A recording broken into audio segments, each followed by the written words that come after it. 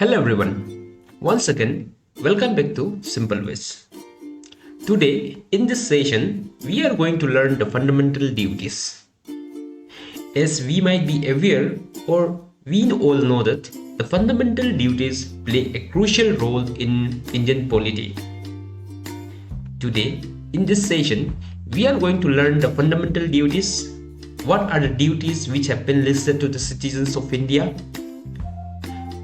And when the fundamental duties was incorporated to the constitutions of India, and what are the duties which have been the moral and civic duty for the citizens, and why the fundamental duties was necessity, why the government felt the necessity to incorporate fundamental duties after 20 or 30 years of independence.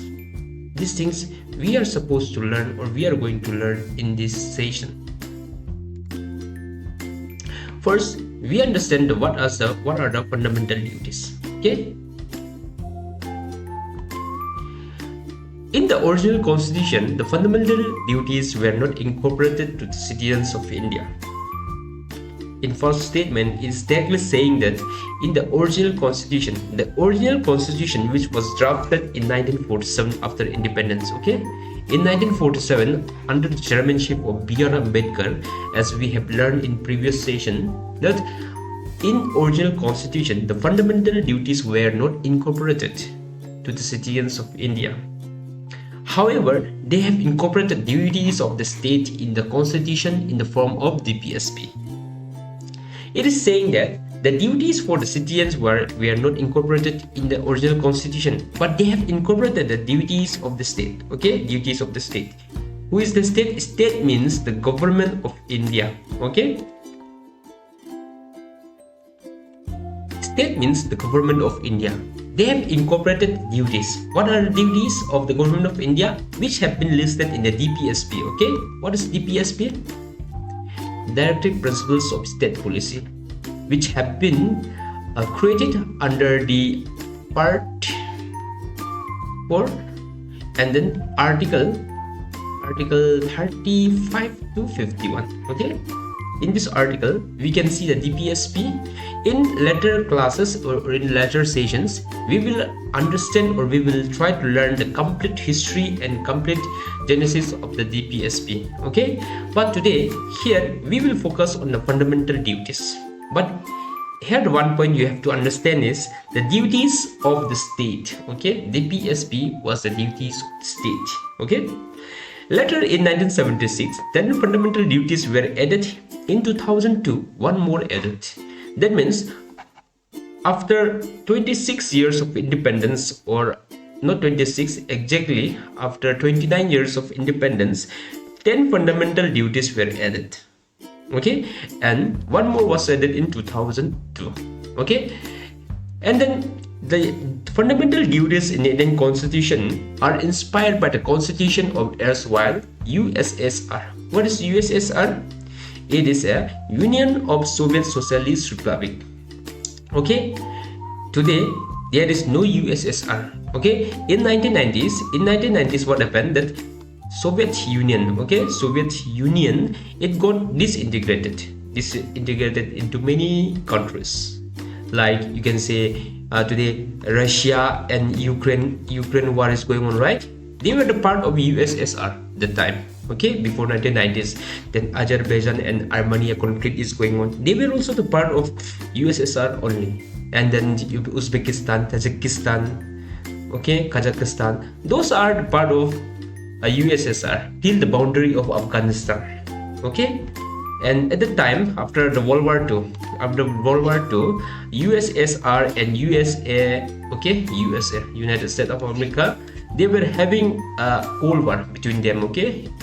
In the search of power, you can say that time bipolar power was there, and India was following non-alignment movement. Okay, non-alignment movement means India was neither the part of USSR, neither the part of USA. Okay, USA created a NATO, and then USSR was a union with the Socialist Republic. Okay, USA was supporting a democratic country, and USSR was supporting a socialist country. Okay, these were the difference in their governmental how the government was ruled in those states and countries. Okay, and then let's focus on the fundamental duties. Okay, that means like fundamental duties which were sected, which were incorporated in the Indian constitution was borrowed from the USSR constitution. Okay, and then if we see the democratic countries, like in today's democratic country, okay, like USA, Canada, France, Germany, and Australia, they don't have fundamental duties for the citizen. Okay, but Japan have a list of duties for the citizens. Like Japan is also a democratic country, but there are many democratic countries, like you can say the veteran USA, then you can say Germany, France. These are the democratic countries which doesn't have a fundamental duties for their own citizens. Okay, but India and Japan have a list of fundamental you can say a list of duties for their citizens. Okay, but in contrary, socialist countries, okay, socialist country gave equal importance to the right and duties of citizens. Socialist country like Russia, they give the fundamental rights and the duties for the citizens. Okay, then let's see the Swaran Singh Committee. Swaran Singh Committee play a crucial role in inventing or in incorporating fundamental duties in Indian Constitution, because in 1976, that time a Congress government was there. They have set a committee under the chairmanship of Sardar Swaran Singh to make a fundamental duties. At the time in 1976, why the Congress have suddenly set a Sardar Swaran Singh committee to set fundamental duties? Because in 1975 to 1976 or 1977, at that time India was going internal emergency. Okay, internal emergency right was going on in India. So the Congress government that time, they felt that it is necessity to make a fundamental duties for the citizen, so that we could bring the people online. Okay, so that they could control the citizens of India. Okay, that's why they felt that it is necessity to implement or to enact a fundamental duties in a constitution. And then in 1976, the Parliament has passed under the 42nd Amendment, Constitutional Amendment Act. They have passed fundamental duties, which was recommended under the Swaran Singh Committee. Okay, and then at that time they have created Part 4A. Part 4A was created, and then Article 51A was also created, where the fundamental duty was incorporated. Okay, and then in 2002, under the 86th Constitutional Amendment Act, they have added one more fundamental duties, which was for the parents. Okay, for the parents or for the guardian to provide an opportunity for the education to his child or ward between the age 6 to 14 years. That means in 2002, under the 86th Constitutional Amendment, parents was given, or parents, okay, parents or guardian were given a duty for his child or ward between the age of 6 to 14 to give opportunity of education. Okay, if we see that Constitutional Amendment Act 86 have three roles. Okay, like in the PSP, we have article for the state. Okay, for the state to provide a free education. Then in fundamental rights, okay, in fundamental rights, Article 21A provides a free and compulsory education for the children. That means like a fundamental rights for the children, a duty for the state in the PSP, and here you can say a parents or guardian, a duties, the fundamental duties for them to give or to provide opportunity for the education of his child and ward between the age of 6 to 14. Okay, so after 2002, we are having 11 fundamental duties. Okay, hope the concept is clear. Here are some 11 fundamental duties which have been incorporated in the Indian Constitution under the Article 51A. Here in first list you can see that abide by the Constitution, respect the national flag and anthem. That means the Constitution, national flag and anthem should be respected. Okay, to cherish and follow the national ideas. The national ideas have to be cherished and followed, and to protect and uphold the sovereignty, unity and integrity. Okay, it means like the sovereignty of the nation and unity and integrity of the nation should be protected and upheld. As we know that India is a diverse country, so unity and integrity is one of the very important factor to keep India a nation. Okay, to keep India a united and strong nation. Okay, this unity and integrity is very important. To defend the country, obviously we are supposed to defend our country. To promote harmony and spirit of the brotherhood, yes, obviously in such a diverse country we are supposed to promote the harmony and spirit of the brotherhood. And to value and preserve the rich heritage, obviously there are diverse country, we are having a rich heritage with a different caste tribe in India, so we are supposed to preserve those rich heritage. Okay, to protect the natural environment, and India is also having a diverse environment. We have desert, we have Himalayas, and then we have rivers, land, plain land like alluvial soil lands are there. Okay, we have Western Ghat and Eastern Ghat. Okay, peninsula is there, the islands are there like Lakshadweep and Andaman Nicobar Island. So we are supposed to protect each and every natural environment. Okay, and then to develop the scientific temper and humanism as the days are evolving. Okay, as the people are evolving, we are supposed to have a scientific temper. Okay, are supposed to provide or contribute an innovation to our nation. Okay, and humanism is also very important, as without the humanism we will be a very weak country, because humanism is an important thing, how we are supposed to love each other. Okay, so to save the public property, means like public property means those properties which have been made under the state, under the government, which have to be protected. Okay, to strive towards the excellence, obviously we are supposed to strive toward the excellence, and to provide opportunity and education.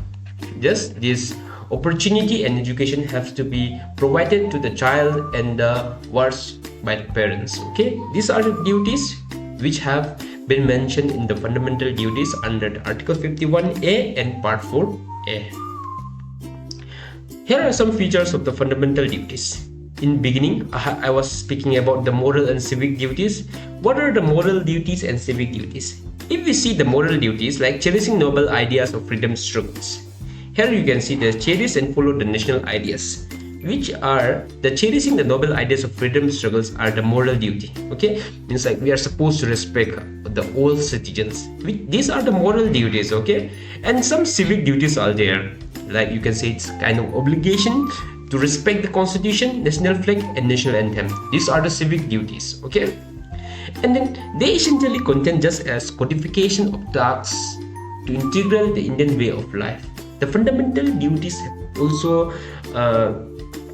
justify, okay, it's also justify codification the Indian way of life. Okay, and then fundamental duties are just confined to citizens of India only. Okay, unlike fundamental rights which is extended to the foreigners. Okay, the fundamental rights, those rights are extended to the foreigners also. Okay, but the fundamental duties which are confined to citizens, Indian citizens only. Okay, we can't expect or we can't urge the foreigners to follow the duties.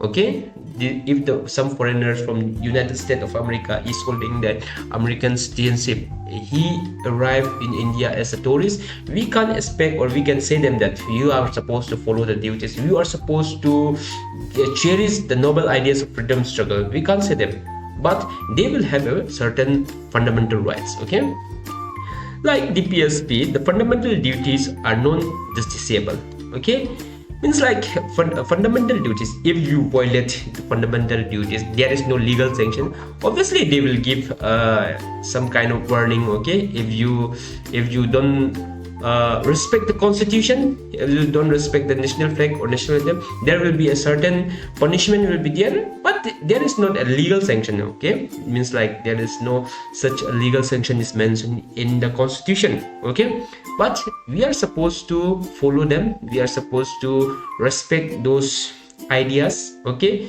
moral duties and civic duties are supposed to be cherished, okay, and respected, but there is no legal sanction. So that's why, like DPSP, okay, if like the government, suppose if government or the state is not following his duties, in beginning we have learned that DPSP is a duty of state. If the state is not following, if the state is not following or not doing the obligation which are supposed to be done to the as per the DPSP, we cannot punish the state. Okay, we cannot punish the state. Same likewise, the fundamental duties. If the people, citizens are not following strictly the fundamental duties, we cannot punish him. Okay, that's why it's not adjustable in a court. Okay, these are the features of fundamental duties. You have to remember those things. Okay. Okay, this was the fundamental duties. We have learned the features, then fundamental duties, the list of the fundamental duties. Then Swaran Singh committee played a crucial role in recommendation of the fundamental duties. And here, how in which constitutional amendment act they have enacted the 42nd, that part in constitution, then article, then 86 amendment also added one more constitution. And then here, from where we have shaped or inspired the fundamental duties. And then here some important countries are there, like democratic country where fundamental duties are not followed or doesn't exist. Hope you have learned something. If you have any doubt or any confusion, then you can ask me freely in the comment. I will be replying you. Hope this session was very worth enough. Then thank you so much for watching. See you in next video session. Thanks for your support and love. Thank you.